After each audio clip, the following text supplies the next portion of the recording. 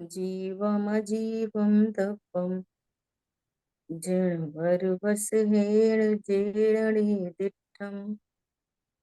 देविन्दविन्दवन्दं वन्दे तं सर्वदा शिरसा। द्रव्य संग्रह जी ग्रंथ गाथा नंबर 35 और 35 गाथा के अंतर्गत अपना विषय चल रहा है अनुप्रेक्षा।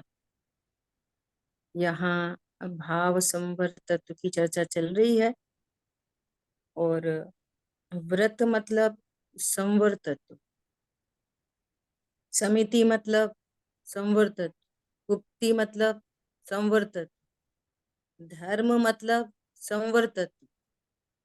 और अब चर्चा चल रही है अनुप्रेक्षा। इसको दूसरे शब्द में भावना बोलते है ना। तो अनुप्रेक्षा कहें, भावना कहें, ये सब ही भाव संवर के भेद हैं। भाव संवर बताने के लिए, इसके स्वरूप को विस्तार से बताने के लिए आचार्य देव ने यहाँ अनेक प्रकार से भाव संवर का स्वरूप बताया है। ठीक है, तो अनुप्रेक्षा अपन ने देखी। अब अपना विषय कहाँ चल रहा था? अशुचि अनुप्रेक्षा। मतलब जो देहादी हैं, ये मेरे से भिन्न हैं, इस देह का स्वरूप भी कहा गया। किस तरह से कहा गया? चरणान योग की शैली में और द्रव्यान योग की शैली में। देह का स्वरूप जाना तो मैं देह नहीं, देह का आश्रय करने लायक नहीं, देह का लक्ष्य करने लायक नहीं, और मैं परम शुचि पदार्थ हूं। तो अपनी शुचिता का आनंद और शरीर का, मैं शरीर से भिन्न हूं, ये बात तो है ही है। लेकिन यहाँ पर आचार्य भगवान ने क्या एंगल लिया है कि शरीर को अशुचि कहकर शरीर के प्रति जो लक्ष्य जाता है ना, वो लक्ष्य छुड़ाया कि शरीर को तुम कितने बादाम पिस्ता खिलाओ, बैलेंस डाइट दे दो, अच्छे अच्छे जूस काढ़ा वगैरह वगैरह सब लगा लेना, देह तो अशुचि ही है। ये आचार्य देव का कहने का मंतव्य है। कितना निलाओ धुलाओ, सेंट परफ्यूम लगाओ, कितने अच्छे अच्छे तेल साबुन आदि आदि, देह तो अशुचि है। अरे ये कहना चाह रहे हैं, है ना। वो 3-4 पॉइंट आए। अरे रज बीरज जो स्वयं अशुचि चीज है, उनसे तो बनी है, और स्वयं में ही, स्वयं के अंदर ही क्या है? ये द्वार मलमूत्र अशुचि मांस के का घड़ा है। फिर नौ कह रहे द्वार। हैं कि मलमूत्र को उपजाने वाली है। फिर कह रहे हैं जो भी इसके संयोग में आता है वो मलिन ही हो जाता है। अरे इस प्रकार से शरीर का ऐसा ही स्वरूप है। जो देह से भिन्न, जो देह से भिन्न अपने को शुद्धात्मा जानते हैं, ब्रह्म स्वरूप का आश्रय करते हैं और ब्रह्म में चर्या करते हैं, ऐसे ब्रह्मचर्य के धारी सदा शुचि हैं। क्या बोल रहे हैं? कितनी गजब की बात।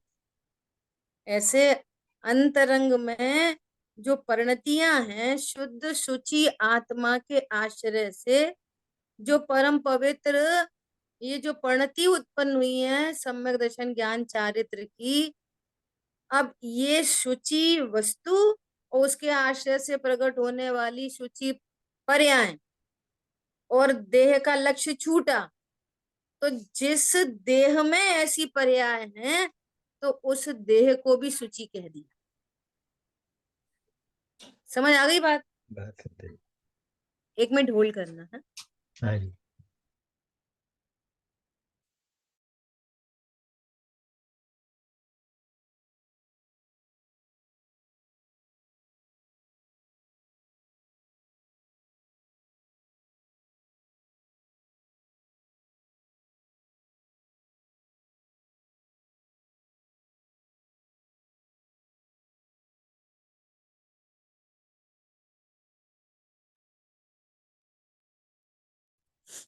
ठीक है। इस तरह से यहाँ पर भगवान आत्मा को शुचि कहा, उनके आशय से प्रकट होने वाली पर्याय शुचि, और जिस देह में ऐसी पर्याय हैं उस देह को भी शुचि। ठीक है। और जिस देह में अज्ञान मोह राग द्वेष विद्यमान है, देह में मतलब ऐसी आत्मा जो अज्ञान मोह राग द्वेष रूप परिणमन कर रही है, वो देह को कितना निलाए धुलाए, वो तो खुद तो कभी शुचि होती नहीं, पर उस नहलाने धुलाने से कोई जो जो विकार हैं, जो अत्यंत अशुचि हैं, वे कभी दूर हो सकते नहीं। ये इस अशुचि भावना का ये भाव। ठीक है। और फिर भावना को किससे जोड़ना, अनुप्रेक्षा को संवर से। संवर से मतलब आनंद से। उसको किससे जोड़ना, आनंद से। ठीक है, ऐसा। तो अब क्या कह रहे हैं, इस वचन अनुसार वे ही निश्चय शुद्ध, वास्तविक शुद्ध ब्राह्मण है ना। जो ब्रह्मचर्य के धारी हैं वे ही वास्तव में ब्राह्मण है। ब्रह्मचर्य वो है जो ब्रह्म स्वरूप में चर्या करे, और चर्या में तीनों चीज है, ब्रह्म स्वरूप हूं ऐसा ज्ञान, विश्वास और आचरण, तीनों चीज। देखो ये तो आप हमेशा याद रखना, सुबह भी ये बात आई थी, न तो ज्ञान कभी अकेला होता, न चारित्र कभी अकेला होता, न श्रद्धा अकेली होती। अगर मिथ्या तो है तो ज्ञान भी मिथ्या, श्रद्धा भी मिथ्या, तीनों एक साथ। और यदि सम्यक तो है तो ज्ञान भी सम्यक, श्रद्धा भी सम्यक, चारित्र भी सम्यक। कभी चारित्र से बात करेंगे कि ब्रह्मचर्य अर्थात स्वरूप में लीनता, तो जहां लीनता से बात हो रही है ब्रह्म स्वरूप में चर्या, तो ये चर्या की बात चल रही है किससे, चारित्र की परिणति से। तो जहाँ चारित्र की परिणति से बात चले तो वहां पर ज्ञान भी विद्यमान है, श्रद्धा भी विद्यमान। या किसी एक की सम्यक्त्व के एंगल से बात चलेगी तो दोनों समझना, ज्ञान की तरफ से बात चलेगी तो दोनों समझना, चार की तरफ से बात चले दोनों समझना। ये हमेशा का कंसेप्ट है ये। ठीक है। बहुत सुंदर। हाँ, इस प्रकार नारायण नारायण ने युधिष्ठिर से कहा कि विशुद्ध आत्मा रूपी नदी में स्नान करना वही परम शुचिता का कारण है। लौकिक गंगा आदि तीर्थों में स्नान आदि वह शुचि का कारण नहीं। राम तेरी गंगा मैली हो गई पापियों के पाप धोते धोते। तो पापियों के पाप धुलते कब हैं, पाप तो गंगा में स्नान करने से पाप नहीं धुलते। हाँ जी। कभी कभी ऐसा भाव नहीं आता कि 99.99% जीव राशि विचार ही नहीं करती। जैसे किसी ने बोला भैया तुम्हारे इतने पाप हुए, एक बार गंगा स्नान कर आओ, सारे पाप धुल जाएंगे। बड़े बड़े डॉक्टर, इंजीनियर, चार्टर्ड अकाउंटेंट, इनका ज्ञान ही काम नहीं करता कि ये वाली बात सत्य कैसे हो सकती है। एक क्रोधादि विकार तो चलो वो अभी आत्मा नहीं समझते, एक क्रोधादि विकार जो पाप रूप है, हिंसा रूप है, तो ये नदी में नहाने से कैसे धुल जाए।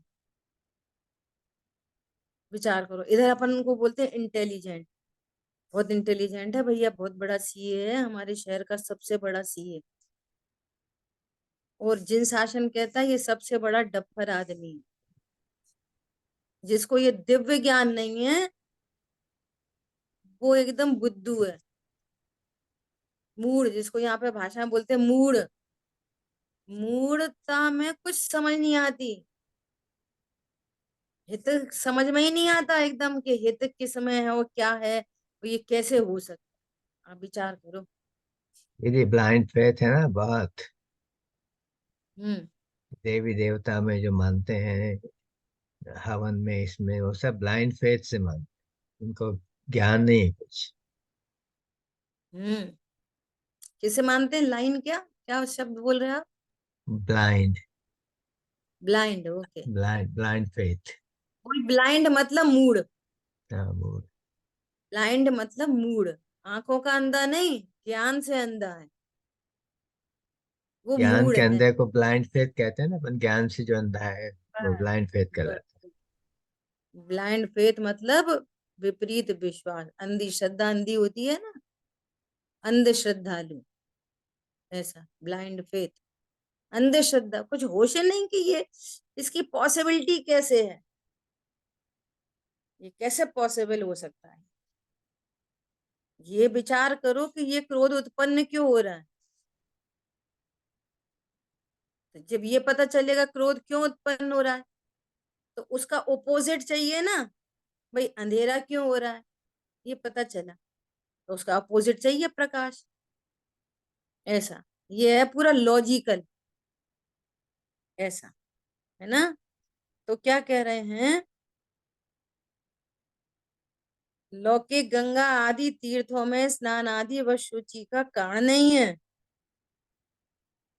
संयम रूपी जल से परिपूर्ण, सत्य रूपी प्रवाह वाली, शील रूपी किनारों वाली और दया रूपी तरंगों वाली जो आत्म नदी है। तो कितने विशेषण दे दिए, सारे लौकिक विशेषण दे दिए। संयम रूपी जल, शीतल जल, संयम रूपी जल, सत्य रूपी प्रवाह वाली, शील रूपी किरणों वाली और दया रूपी तरंगों वाली जो आत्म नदी है, उसमें हे पांडु पुत्र स्नान करो। है ना, अलंकारिक भाषा हो गई। कैसे स्नान करो? मैं आत्मा हूं ऐसा ज्ञान करो। कोई आत्मा फात्मा में कोई नदी बती नहीं है, न ऐसी कोई तरंगे हैं, न ऐसे कोई किनारे हैं। मैं आत्मा हूं ऐसा ज्ञान, मैं आत्मा हूं ऐसा विश्वास, और मैं आत्मा हूं ऐसा ज्ञान विश्वास पूर्वक जो आनंद है, इसका नाम है आत्मा में स्नान करो। बस, हो गया स्नान। ठीक है, तो क्या होगा, शीतलता होगी, आनंद होगा, ये भाव संवर प्रकट होगा। ये भाव संवर आनंदमय प्रणति है, यही शील है, यही संयम है। जो भाव संवर है ना, वही तो संयम है, वही सत्य धर्म है, वही शील है, और वही दया रूपी धर्म है। भाव संवर ही है ये। तो ये तो विशेषण आत्मा के दे रहे हैं ये, ऐसी आत्मा। ये तो सब पर्याय की बात कर दी आपने। तो पर्याय जो प्रकट हुई ना, ऐसा स्वरूप आत्मा का है, संयम स्वरूपी आत्मा। क्या फर्क पड़ेगा द्रव्य के विशेषण में और पर्याय के विशेषण में? जब द्रव्य की बात करेंगे तो क्या बोलेंगे, ज्ञान स्वरूपी। पर्याय की बात करेंगे तो क्या बोलेंगे, ज्ञान। श्रद्धा की बात करेंगे, श्रद्धा से तो क्या बोलेंगे, श्रद्धा स्वरूपी। पर्याय में क्या बोलेंगे, श्रद्धा की पर्याय। द्रव्य से बात करेंगे, सुख स्वरूपी। पर्याय में क्या बोलेंगे, सुख उत्पन्न हुआ, सुख। द्रव्य क्या है, स्वरूपी। जैसे चीनी है मिठास स्वरूपी, है। हाँ जी। और रसगुण की पर्याय है मिठास। मिठास क्या है, रसगुण की पर्याय, चीनी की पर्याय। और चीनी कैसी है, मिठास स्वरूपी। द्रव्य की बात चलेगी तो अपन स्वरूपी शब्द लगाएंगे। ऐसे आत्मा कैसी है, संयम स्वरूपी, और आत्मा के आशय से पर्याय में प्रकट हुआ संयम। ठीक है, आत्मा कैसी है, ज्ञान स्वरूपी, पर्याय में प्रकट हुआ ज्ञान। आत्मा है शील स्वरूपी, पर्याय में क्या प्रकट हुआ, शील। समझ आ गई बात? आत्मा कैसी है, पुरुषार्थ स्वरूपी, तो पर्याय में क्या क्या प्रकट हुआ, पुरुषार्थ। ऐसा, तो वही विशेषण द्रव्य के लिए, वही बात पर्याय के लिए। लेकिन हमें समझना है कि ये घटित कैसे होंगे। आत्मा में संयम की पर्याय नहीं भरी है, आत्मा में सुख की पर्याय नहीं भरी है, ये समझ लेना। गुरुदेव श्री जब अपन 47 शक्तियों को पढ़ते हैं ना, तो गुरुदेव श्री सुख के बारे में बोलते हैं, आत्मा में सुख भरा है। भरा रहा नहीं है आत्मा में सुख, ये लक्षणा व्यंजना से ऐसी बातें की जाती हैं। ये सुख स्वरूप ही है, सुख की पर्याय नहीं भरी आत्मा में, सो उसमें से निकल रही है वन बाई वन। कारण नहीं, कारण। सुख, सुख गुण है, और प्रति समय एक पर्याय उत्पन्न हो रही है। तो हर समय एक नई पर्याय, सुख सुख सुख। और आत्मा में क्या है? सुख गुण। आत्मा में सुख गुण है, तो सुख गुण है ना, तो कहेंगे कि आत्मा में सुख भरा है। इसलिए ऐसा, ऐसा नहीं समझना पर्याय भरी है, पर्याय नहीं भरी, पर्याय तो व्यक्त होती। जी। ठीक है, ऐसा। तो पर्याय, आत्मा में संयम नहीं भरा, आत्मा में सत्य नहीं भरा। सत्य प्रकट होता है, शील प्रकट होता है कब? जिसमें जो होगा वही तो प्रकट होगा। दूध में घी है तो प्रकट होता है ना। तो आत्मा में संयम नाम का धर्म है एक, आत्मा में शील नाम का धर्म है एक, आत्मा में सत्य नाम का धर्म है एक। ऐसा समझ लो, अनंत धर्मात्मक वस्तु, तभी तो अनंत धर्म होंगे। ऐसा, एक बार बहुत साल पहले की बात है, दादा से ऐसी बात चली, फोन किया दादा को एक बार, आदरणीय छोटे दादा हुकुमचंद जी भारे। तो उनको ऐसा पूछा कि दादा, चारित्र गुण और सुख, इनमें क्या अंतर है? ये एक ही है क्या अलग अलग है? तो कोई तो ऐसा बोलता है कि जहाँ चारित्र गुण की निर्मल पर्याय प्रकट हुई ना, तो सुख प्रकट हुआ। तो कोई तो ऐसा कहते हैं कि चारित्र ही सुख है, कोई अलग गुण नहीं है। 47 शक्तियों में देखो तो वहां सुख शक्ति की बात है। तो फिर वही वाली बात, स्यादवाद शैली से स्वीकार है, क्या फर्क पड़ रहा है? बोले अगर हम चारित्र गुण को और सुख शक्ति को अलग अलग नहीं मानेंगे, तो अनंतता कैसे आएगी? ऐसी अनंत शक्ति संपन्न, अनंत गुण संपन्न है। ऐसा कोई बोले संयम शक्ति कहाँ है आत्मा में, ऐसे कोई शक्ति का नाम नहीं लिखा। शील शक्ति कौन सी है? तो कितनी शक्तियां लिखी जाती? 47 शक्तियां लिख दी आचार्य देव ने। वस्तु कैसी है? अनंत अनंत शक्ति, धर्मात्मा। अनंत अगर शक्ति अपन है। ऐसा बोल रहे हैं कि संयम शक्ति है, तो कोई समस्या नहीं है। और अगर हाँ, समस्या आ रही है, तो फिर चारित्र गुण की शुद्ध पर्याय में संयम घटित हो जाएगा, दो कषाय चौकड़ी के अभाव वाला संयम। समझ में आ रही है? तो चारित्र गुण को कह दो कि ये चारित्र गुण है, वही संयम शक्ति है। क्या दिक्कत है? कोई दिक्कत नहीं है। स्यादवाद शैली से कोई दिक्कत नहीं है, यहाँ पे झंझट की जरूरत नहीं है, समझने की जरूरत है। संयम शक्ति अलग कह लो, और नहीं कहनी है समस्या आ रही है, तो चारित्र गुण है ना, उसकी जो शुद्धता प्रकट हुई है दो कषाय चौकड़ी के अभाव रूप, वही तो संयम है। चौथे गुण स्थानवर्ती अविरति है, पंचम गुण स्थानवर्ती संयम ही है, देश संयम। पन पकड़ में आ रहा है? ऐसी बात है। तो क्या बोल रहे हैं, कितनी गजब की बात कही है। क्या कही है? नारायण मतलब श्री कृष्ण ने, श्री कृष्ण ने युधिष्ठिर से कहा, हे पांडु पुत्र, इस पूरे विश्व में ऐसी कोई नदी नहीं है कि जिसमें तुम स्नान करो और तुम्हारे विकार धुल जाए। इसलिए क्या करना है? यदि विकारों का अभाव करना है, तो आत्मा रूपी नदी में स्नान करो। अब स्नान करो ये वाली बात बोल दी, तो अब ऐसे कैसे आत्मा में कैसे स्नान करें? कितना पानी भरा है, ठंडा भरा है कि गर्म भरा है, ठंड तो नहीं लगेगी। अरे स्नान करो मतलब मैं आत्मा हूं ऐसा ज्ञान, विश्वास और आनंद है, यही स्नान, इसके अलावा और कुछ नहीं। ठीक है, तो क्या कह रहे हैं, अंतरात्मा जल से शुद्ध नहीं होता। भगवान आत्मा, अंतरात्मा जल से शुद्ध नहीं होता। कैसे शुद्ध होता है, कैसे शुद्ध होता है, मैं आत्मा हूं ऐसे जानकर परिणति शुद्ध होती है। और आत्मा तो प्रागेव शुद्धम, वो तो प्रथम से ही शुद्ध है।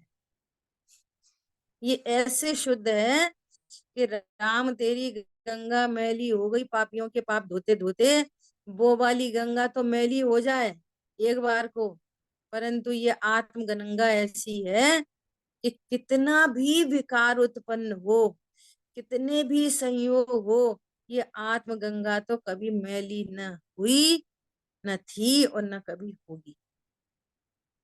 जो परिणति इसको स्वीकार करे, उन परिणतियों में शुद्धता प्रकट होती है। लेकिन आत्मा तो प्रथम से ही शुद्ध थी, प्रथम से ही। ठीक है, ऐसा। तो इस प्रकार अशुचि अनुप्रेक्षा हुई। अब ये ऐसा नहीं, आत्मा अशुचि, वो शरीर तो अशुचि है, सही बात है, मल मूत्र मांस का घड़ा है, तो ऐसे विचार का नाम यहाँ अनुप्रेक्षा नहीं है। कल भी बोला था, सावधानी के लिए, आज फिर। यहाँ तो बता ही रहे हैं, आत्मा अशुचि है, सॉरी, शरीर अशुचि है, अशुचि है, बता ही रहे हैं, मल मूत्र मांस का घड़ा है, बोल ही रहे हैं। तो ये द्वेष कराने का नाम भावना नहीं है। वीतरागता प्रकट हो, ऐसा चिंतन जो वीतरागता में हेतु बने, उसका नाम अनुप्रेक्षा है। अनुप्रेक्षा किसका नाम है, ऐसा चिंतन। क्यों, क्योंकि ये पूरी चर्चा भाव संवर में चल रही है, इसलिए द्वेष का नाम भावना नहीं है। द्वेष तो आशव तत्व, आगे चर्चा आ रही है आशव अनुप्रेक्षा। ठीक है, देखो, अब आगे जो आशव अनुप्रेक्षा आ रही है, इसको भी अपन को बहुत सावधानी से समझना है, बहुत ही सावधान। और देखो, कभी भी मजबूरी का, किसी की मजबूरी का फायदा नहीं उठाना चाहिए। फायदा उठाना चाहिए मजबूरी का, किसी की मजबूरी का नहीं उठाना चाहिए ना। ऐसे ही आचार्यों की मजबूरी का फायदा नहीं उठाओ।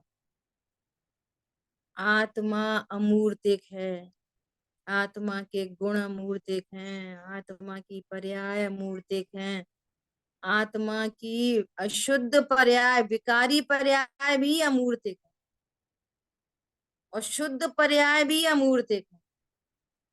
इतनी मजबूरी है। और ज्ञान लक्षण अकेला व्यक्त है तो वो भी अमूर्तिक, लेकिन वो व्यक्त। पॉइंट पकड़ में आ रहा है। अब जो आश्रय बंध संवर निजरा मोक्ष, ये जो पर्याय है ना, इनका स्वरूप कैसे बताया जाए, इतनी मजबूरी है, तो उनका स्वरूप लौकिक दृष्टांतों से बताया जाता है। कैसे बताया जाता है, लौकिक दृष्टांतों से। तो जैसा दृष्टांतों में बताया जा रहा है, वो तो मजबूरी है, वो तो मजबूरी है, लेकिन हमको उसका भाव समझना बहुत जरूरी है। जैसे यहाँ पे आत्मा को नदी कहा, यहाँ आत्मा में कुछ नदी वदी नहीं है। हमारी बात ख्याल में, ऐसा। अब देखो आशब को कैसे बताएं, देखो आशब को कैसे बता रहे हैं, आप सुनना ध्यान से। अब आगे आशब अनुप्रेक्षा कहते हैं, वापस आशब के चिंतवन के माध्यम से वीतरागता प्रकट हो, उसका नाम अनुप्रेक्षा है। आश्रव अकेले, आश्रव का चिंतन अनुप्रेक्षा नहीं है। आशव का चिंतन तो आगामी आशव का कारण बनेगा, और आशव का स्वरूप समझकर वो इससे न्यारा मैं परमात्मा हूं, ये तो दुख रूप पर्याय है, ये अभाव करने योग्य है। और इनका अभाव मेरे स्वरूप के आश्रय से होगा, मेरे ही आश्रय से होगा, तो ये वीतरागता में हेतु बनेगा, तब भावना बनेगी। भावना कैसे बनेगी? अकेले आश्रव का चिंतन नहीं, ये अच्छा वो हो, ये आश्रव है, ये समझो, ये बहुत बहुत बहुत दिव्य बात है, ये बहुत दिव्य चर्चा है कि हमको व्यवस्थित आश्रव का भी ज्ञान हुआ।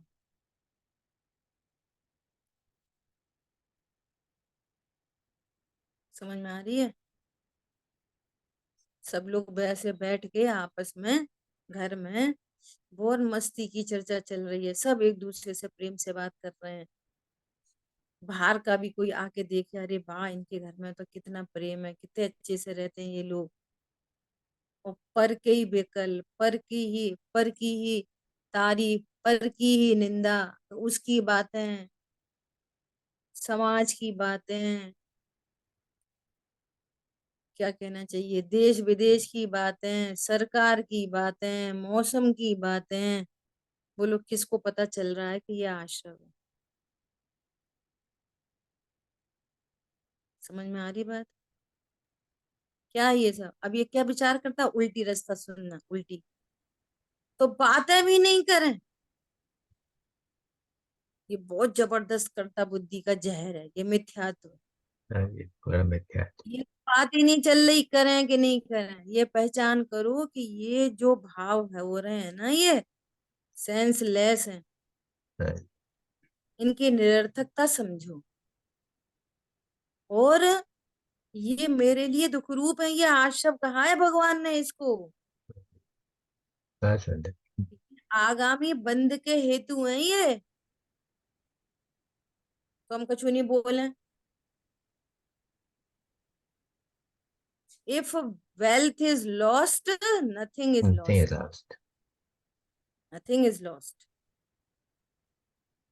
उदगल की हानि Destiny. मेरी हानि नहीं है, हम्म, 1% भी हानि नहीं, हम्म, हाँ लेकिन जी। जड़ पर झुक झुक जाता चेतन 24 घंटे।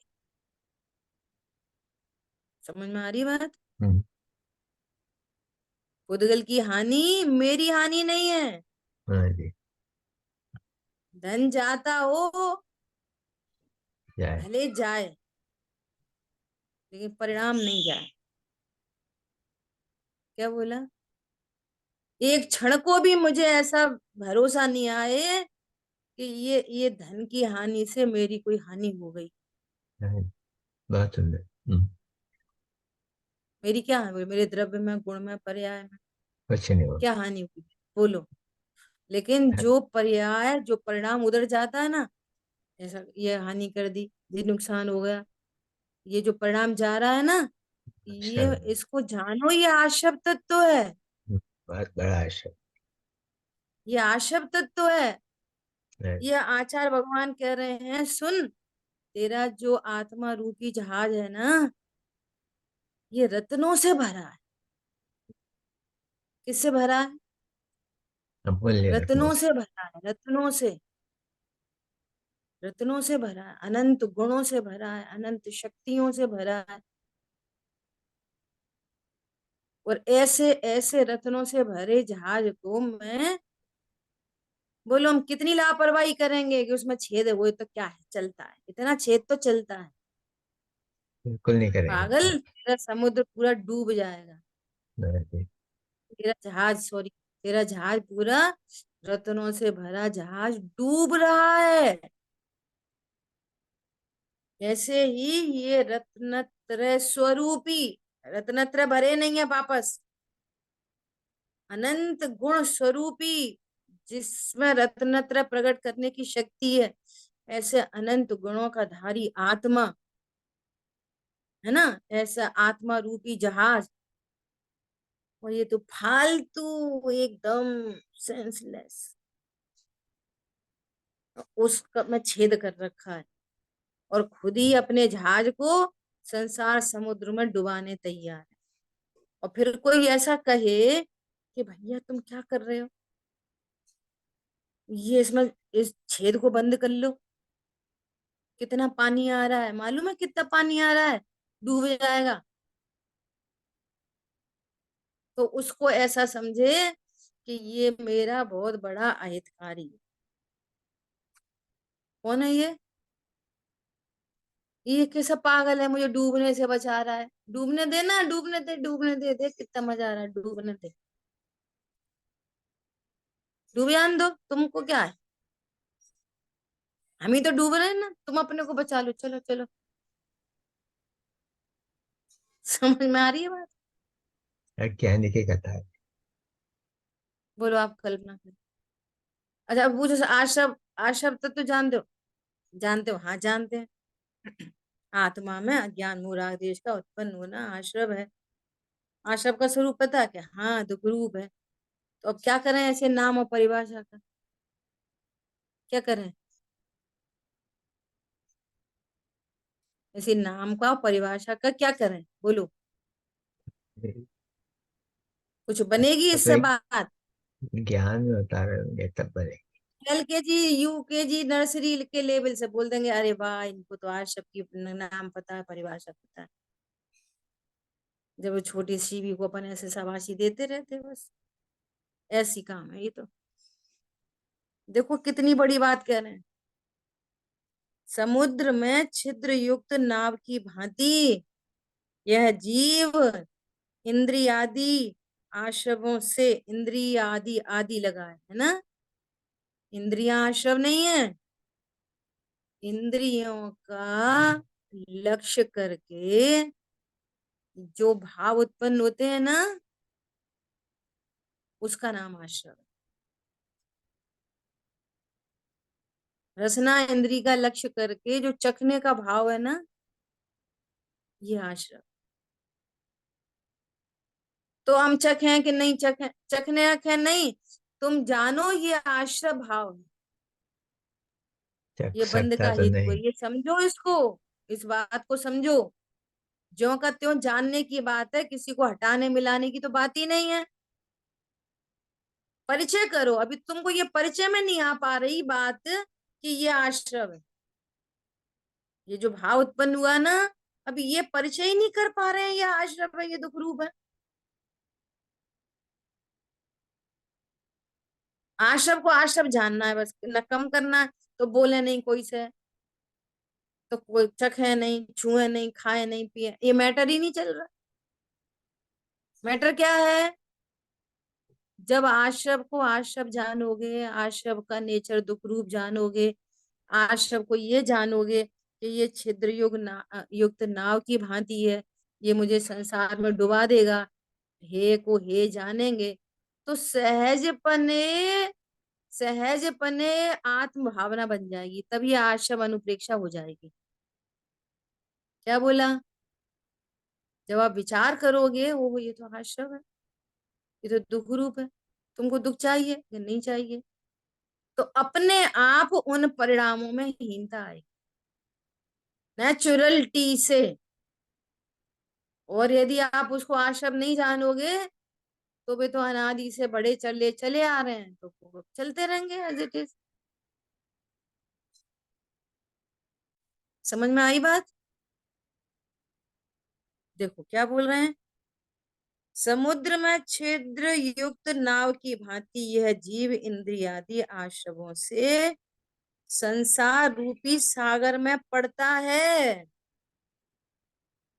संसार रूपी सागर में पड़ता है, ये तेरा जहाज, आत्मा रूपी जहाज जो रत्नों से भरा है, वो आश्रवों से क्या हो रहा है, संसार रूपी समुद्र में पड़ा हुआ है, और तुम और उसमें छेद कर रहे हो।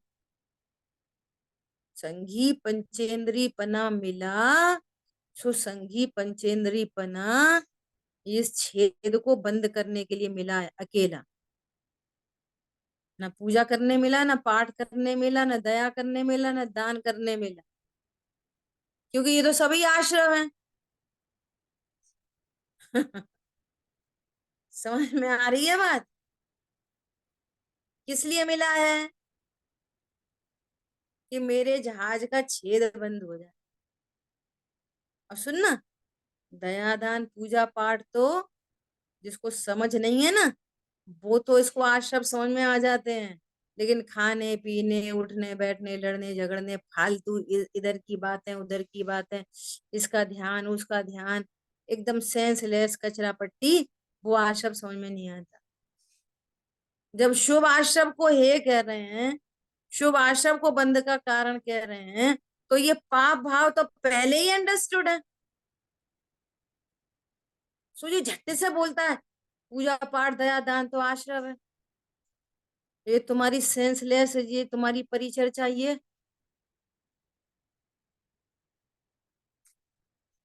समझ में आ रही है? ये अज्ञानता की कहानी है। और सबसे पहले पाप छूटता है, पुण्य नहीं छूटता। ये और समझ लो,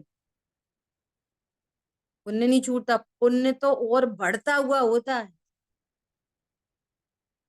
क्या? और अधिक होगा, और अधिक और अधिक और अधिक और अधिक। क्यों होएगा? नेचुरल क्यों? जिन देवशाल गुरु से हमको ये तत्व मिला और हम हमारी परिणति में आनंद हुआ, उन्होंने बताया, हमने स्वीकार किया, हमारी परिणति में आनंद हुआ, तो सहजपने उनकी महिमा पहले नहीं थी, पहले फॉर्मेलिटी थी। अब रियल महिमा आई, और रियल महिमा आने पर उनके गुणानुवाद बढ़ेंगे। हे प्रभु, आपने ये मार्ग बताया, तो वो शुभ भाव तो बढ़ेंगे। जैसे ही कोई झंझट क्रिएट होगी ना, ये प्रभु आप ही बचाने वाले हो, तो सीधे सबसे पहले भगवान ही याद आएंगे। और भगवान याद आए तो स्वरूप याद आया, तो और उसका शुभ भाव तो और अधिक बढ़ जाएगा। लेकिन शुभ भाव को आश्रम ही जानेगा, शुभ भाव को अपना स्वरूप नहीं जानेगा। और पाप भाव घटते हुए मिटते हैं। पाप भाव कैसे मिटते हैं? घटते हुए। और शुभ परिणाम हाईएस्ट बढ़ते हुए हाईएस्ट पे जाके मिटता है। क्या बोला? शुभ परिणाम हाईएस्ट पे जाके मिटता है, और अशुभ भाव घटते हुए मिटते हैं, घटते हैं पे घटते जाते जाते, घटते घटते मिट जाते हैं। शुभ परिणाम घटते घटते नहीं मिटता, वो तो बढ़ते बढ़ते मिटता है। लौकिक में दृष्टांत है, आप कभी भी देखना, ध्यान से देखना इस बात को, कि जैसे आपने दीपक जलाया, और दीपक में जब तक तेल है ना, तब तक वो रोशनी से, उसकी लौ से रोशनी आ रही है। और जैसे ही उसका तेल खत्म होएगा ना, और जो रुई में जितना भी तेल है, और जब वो बुझने वाला होएगा ना, तो एकदम बहुत तेज रोशनी दे के बुझता है। आप कभी भी देखना, फिर लो बढ़ जाती है। कैंडल होगी ना, कैंडल, हम्म, जो उसे लास्टली एकदम लास्ट उसमें वैक्स होएगा जब तक, मोम उसका, हम्म, तो लास्टली तेज रोशनी दे के बुझती है वो। हाँ जी, आप करके देखना है ऐसा, हाँ, देखा। मैंने बहुत बार देखा है। लो ऐसे एकदम तेज हो जाती है। एकदम तेज होके मिट जाती है, बंद होता है। ऐसे शुभ भाव हाईएस्ट पे जाके मिटते हैं। देखते हैं। और लेकिन हाईएस्ट शुभ होने पर भी उसको आश्रव जाना जाता है। ये मेरा स्वरूप नहीं, बंद का ही हेतु है। वो पुण्य तो पाप दोनों। हाईएस्ट शुभ 28 मूल गुण के परिणाम वे हे आश्रम। भाषित हो रहे हैं, वे बंद के कारण दिखाई दे रहे हैं। तो ये तुम्हारी फालतू की पंचायती। पंडित साहब क्या क्या कह रहे हैं? उनकी रचनाओं में क्या लिखा है? जैसे भी हो वैसे निज हित का पुरुषार्थ करो, जग प्रपंच में नहीं पड़ो। वो नुकसान हो जाएगा, हो जाने दो, तुम तो अपनी चिंता कर। वो वास्तव में नुकसान नहीं है, वो परिणमन है, परिणमन, वो परिणमन है वो। वो रोके रोका नहीं जा सकता। कोई आ जाए, भगवान उतर के आ जाए, इंद्र नरेंद्र धरणेन्द्र, एक पुद्गल परमाणु के परिणमन को रोक नहीं सकते। व्यवस्था ही नहीं है। पंडित साहब की रचना है एक, मुझे मिली नहीं है, यहाँ पुस्तक नहीं है नोएडा में। सुख का है बस यही उपाय, ना निज का करो ना पर का करो। पर का तो तुम करो ही मत। क्यों नहीं करो? कर सकते नहीं। उसका उसका तो सब होने योग्य होता है। और निज का करो, निज की भी पर्याय योग्यता प्रमाण होती है। हर तरफ से अकर्तृत्व का आनंद करो, ये सुख का उपाय है।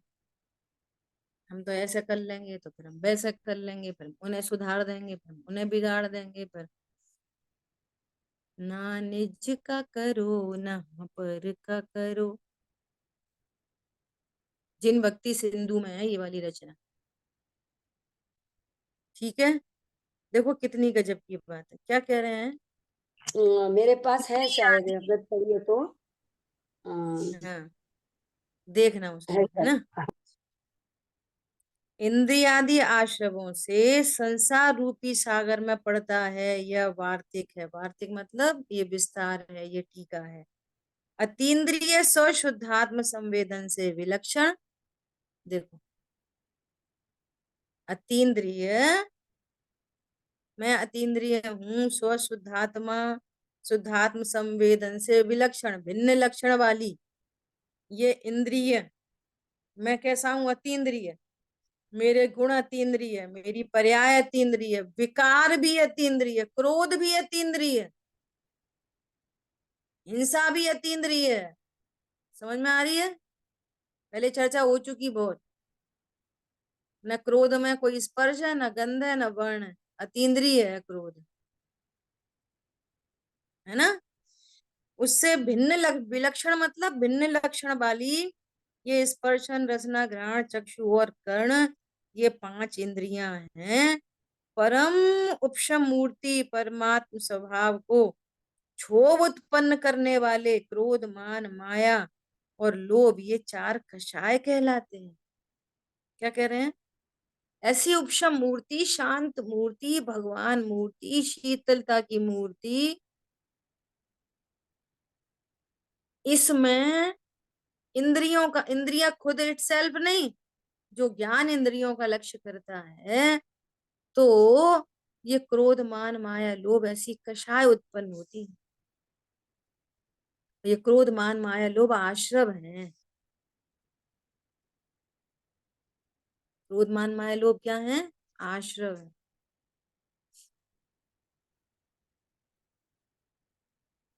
एक छोटा सा एग्जाम्पल है, क्या कि एक व्यक्ति के घर में एक एक कुत्ता था, एक डॉग पाल रखा था उन्होंने, है ना। तो कोई उनसे मिलने आया, तो उन वो कुत्ता बार बार, है ना, स्टूल पे बैठता और फिर चू चू चू चू करके उतर जाता, फिर स्टूल पे बैठ जाता, फिर चू चू चू चू करके उतर जाता। चार पांच बार उसने देखा, तो उस व्यक्ति ने बोला कि ये ऐसा क्यों कर रहा है, बार बार स्टूल पे बैठता है, फिर कुएं कुएं कुएं कुएं करता रहता है, फिर उतर जाता है। तो बोले कि है ना, अरे वो इस स्टूल पे ना एक छोटी सी नेल निकल गई है, कील, तो वो इसको चुभती है, इसलिए ये चू चू चू चू कर रहा है। तो बोला कि तुम्हें बैठता ही क्यों है? कि इतनी भी नहीं चुभ रही। समझ में आ रही है? इतनी भी नहीं चुभ रही। ऐसे ये जो परिणाम है ना दिन भर के, वास्तव में इतने चुभ नहीं रहे। आदत, टोडरमल जी ने लिखा है कि दुख है, सहा भी नहीं जाता। दुख है, सहा भी नहीं जाता। अब रहने की इतनी आदत पड़ गई है उसमें कि कोई उपदेश दे तो स्वीकारा भी नहीं जाता। बोलो, समझ में आ रही है? दुख है, सहा नहीं जा रहा, और इतनी आदत पड़ गई है, इतनी भी नहीं चुभ रही इतना सुंदर सो अवसर आया है, सो अपना काम कर ले। अब आदत ही पड़ गई दुख में रहने, और अच्छी तरह से बोलो तो भगवान का ही भरोसा नहीं है कि भगवान के अनुयोग, 4 अनुयोग में ये, और भगवान ने बताया कि इन परिणामों से कैसे कैसे कर्म बनते, इनके कैसे कैसे फल आते, फिर भी अपने को ही भोगने पड़ते। वेद ज्ञान के बिना का जीव है, इसके दुख शाश्वत होते हैं। भेद ज्ञान से रहित जीवों के दुख शाश्वत होते हैं, दुख से छूट नहीं सकते ये, जो भेद ज्ञान नहीं करते।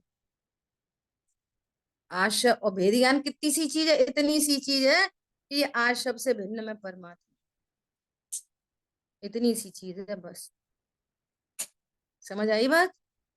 समय अपना हुआ, शेष चर्चा आगे कर। जिन वाणी के ज्ञान से सूझे लोकालोक, सो वाणी मस्तक नमन सदा दे तुम्हें वो। बोलिए द्वारकामयी जिनवाणी माता की जय हो। जय हो। जय जिनेन्द्र। जय जिनेन्द्र। जय जिनेन्द्र दीदी, बहुत सुंदर। बहुत सुंदर। देखो, जय जय जिनेन्द्र। जय जय जिनेन्द्र। जिनेन्द्र। जय जिनेन्द्र।